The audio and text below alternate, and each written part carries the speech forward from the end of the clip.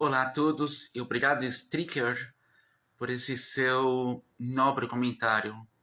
Esse comentário você já me fez há mais de 20 dias e eu realmente pensei muito para te responder. Observe que nos meus milhares de vídeos que eu tenho publicados, apenas 20 eu coloquei minha opinião, a apresentação de mim a você, onde eu falava como eu penso, como eu reflito, as minhas reflexões pessoais. Em milhares de vídeos, só 20 vídeos onde alguém pergunta a minha opinião e respondo, é raro. Se sentir à vontade, gostaria de saber o que te aproximou do judaísmo. Tenho interesse em aprender mais sobre diferentes trajetórias religiosas.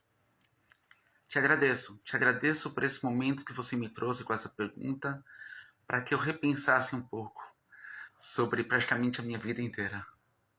Desde a minha infância, eu passei por diversas conexões ou momentos paranormais ou com conexões um pouco inabituais. Em minha trajetória de vida, eu treinei por alguns anos judô, eu treinei karatê, treinei algumas artes marciais. E com 13 anos, um professor de música, que me ensinava a tocar violão, decidiu que tinha chegado a hora dele começar a me educar como ele educava as filhas dele. Então ele decidiu que ele tinha que me ensinar Kung Fu, porque ele tinha uma tradição de família, Shaolin. Ele queria me ensinar então a arte marcial, a defesa pessoal, da forma como ele ensinava as filhas dele. Ele decidiu que eu era o escolhido para aprender também. E eu treinei com ele Kung Fu dos 13 aos 26 anos.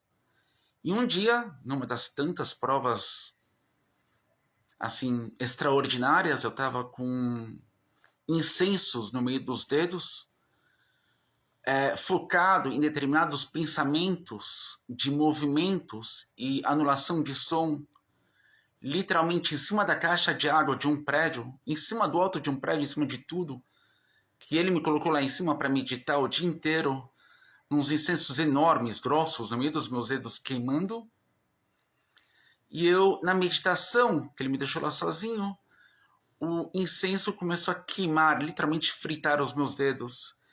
E eu tinha que ficar lá em posição de lótus, que é um tipo de pernas cruzadas, sentado no chão de cimento, gelado, estava muito frio aquele dia. Tinha que me concentrar e me sobrepor à dor dos incensos, queimando as minhas mãos e os meus dedos, a minha carne. E assim me mantive por um tempo que eu nem sei quanto tempo foi. E chegou uma hora que eu não senti mais dor nenhuma, estava totalmente assim anulado, não sentia mais nada, não sentia mais frio, não sentia mais dor nas pernas pela forma como eu estava naquela posição com as pernas cruzadas, um pouco diferente. Quem sabe que é a posição de lótus sabe o que é isso. Não sentia mais nada e não ouvia mais som nenhum. Aí eu pensei, uau, eu alcancei o nível que o meu mestre queria que eu alcançasse.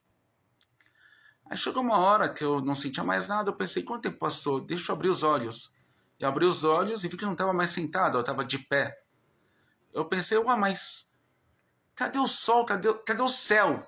Tá tudo cinza, o chão tá cinza, tudo cinza. Eu olhei para trás e vi o meu corpo lá atrás, de pernas cruzadas, com os incensos ainda queimando no meio dos meus dedos. Eu estava fora. A partir daquele momento, naquela idade, eu passei por várias coisas realmente. Abriu-se um portal para mim de toda uma nova sequência de exercícios de arte marcial chinesa, que antes daquilo nunca tinha me acontecido antes. Eu comecei a ter, a partir daquele momento, todo um entendimento de tudo do universo de uma forma diferente. Então eu fui correndo para os meus pais. Puta, teve uma experiência extracorpórea. Eu vi coisas que não esperava, eu desenvolvi coisas. Uma hora eu estava muito eufórico. E minha mãe, que é sobrevivente de guerra, do Holocausto, que é filha do meu avô, óbvio, que era um grande rabino, minha mãe falou, Você está pensando em ir para o budismo só porque você teve uma experiência extracorpórea? Mas você faz moderninho de manhã quando você acorda, né? Conforme eu te ensinei. Eu, sim, faço. Procura a tradução, vê o que você fala de manhã quando você acorda. Bom, todo judeu, quando acorda de manhã, logo que ele abre os olhos, fala essas palavras. Mode ani lefaneicha, melech chai v'kayam, shechezar tarbi nishmati, bechemla rabá emunatecha. Em seguida, ainda deitado na cama, nós viramos para o lado e lavamos as mãos de uma forma ritual. E depois nos levantamos.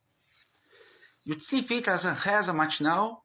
Mode ani. Mode é eu me inclino, eu me dobro. Mas também me dobro de uma forma humilde de agradecer. O resumo da complexidade dessa reza é: eu humildemente agradeço a você, Rei da Vida, por permitir o retorno da minha alma para dentro do meu corpo.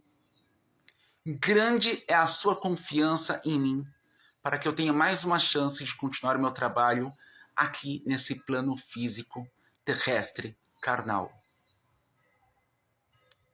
Aí minha mãe voltou para mim e falou: você pensa em ir para o budismo porque você teve uma experiência extracorpórea judaica? Então, na verdade, você está só começando a entender o judaísmo também, porque o judaísmo não é diferente disso no budismo. Isso que você está vendo no budismo tem também no judaísmo. Bom, e foi isso que me trouxe de volta ao judaísmo. Me trouxe de volta. Eu estava saindo, estava indo já em templos budistas, estava sendo adotado pela família Yang. E aí, opa, deixa eu voltar porque antes de eu sair daqui, deixa eu conhecer melhor aonde eu nasci. E foi assim que eu voltei. Tenho interesse em aprender mais sobre diferentes trajetórias religiosas. Tem mais uma também que está fazendo 9 anos, vai estar fazendo 9 anos daqui a 9 dias. Que se você me perguntar, eu vou falar também. Muito obrigado. E aqui está uma experiência minha pessoal do que me trouxe para o judaísmo.